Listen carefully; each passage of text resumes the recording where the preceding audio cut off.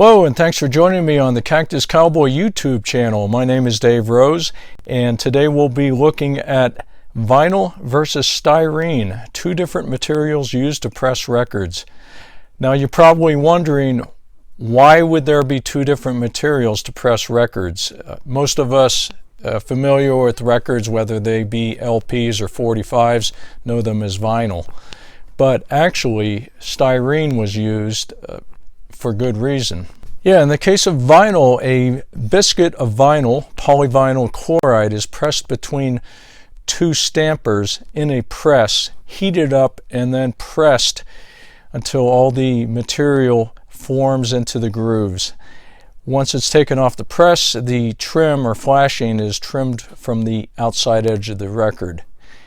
With styrene, also known as polystyrene, it's an injection molding process, so that the material is injected into a mold and then released from the mold. Should be noted that with vinyl, the labels are pressed into the actual material of the record itself. In the case of styrene, the labels are glued onto the material. So what's the advantage of styrene versus vinyl?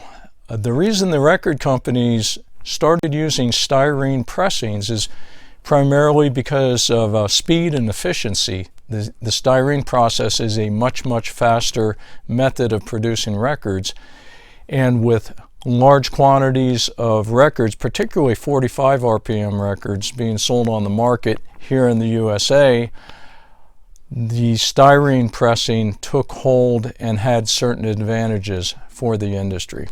While the stampers in the printing presses with the vinyl made records wore out quickly and had to be replaced, with the injection molding process of the styrene records, the changeover or switchover was far less frequent, and the volume or production was much more efficient. So although the vast majority of LPs are pressed in vinyl, when it comes to 45s, a significant number of them were pressed in styrene, and of course a lot were pressed in vinyl. We'll take a look at a couple examples of each. How exactly do you tell what is vinyl and what is styrene?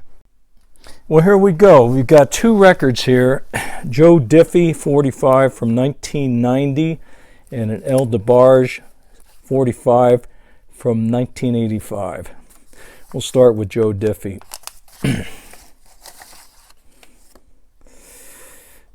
Okay, as I mentioned, the labels on a styrene pressing are glued on, and hopefully you can see this label here. You can see the label bubbling up.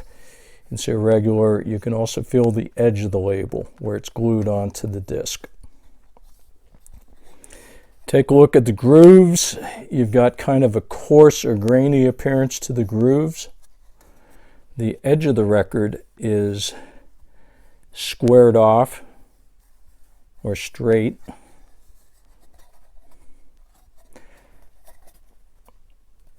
When I take the record and tap it,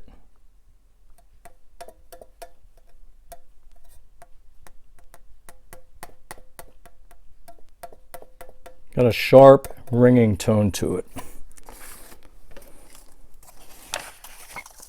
This record is a vinyl pressing.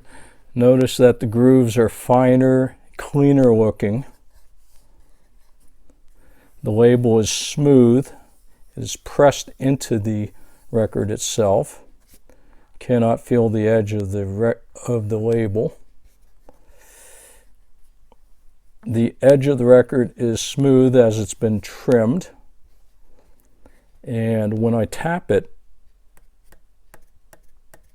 you've got a dull thunk sound, quite a bit different than the styrene pressing. So that's basically how you tell the difference between styrene and vinyl. So the question I imagine some of you are asking right now is, well, which is better, vinyl or styrene? Not such an easy answer there, because they both have their pros and cons. Vinyl is more flexible. It's less prone to breakage if it cracks. However, it's more prone to warping. Styrene is very resistant to warping, but it's brittle, and if you flex it, it can crack easily. From a sound quality standpoint, it's kind of a toss-up. Styrene pressings, when brand new and in perfect condition, can sound excellent. Very little surface noise compared to vinyl, which does have more surface noise. But they both sound great, and they both have their merits. So I hope you've enjoyed the video, and please stay tuned and join me next time.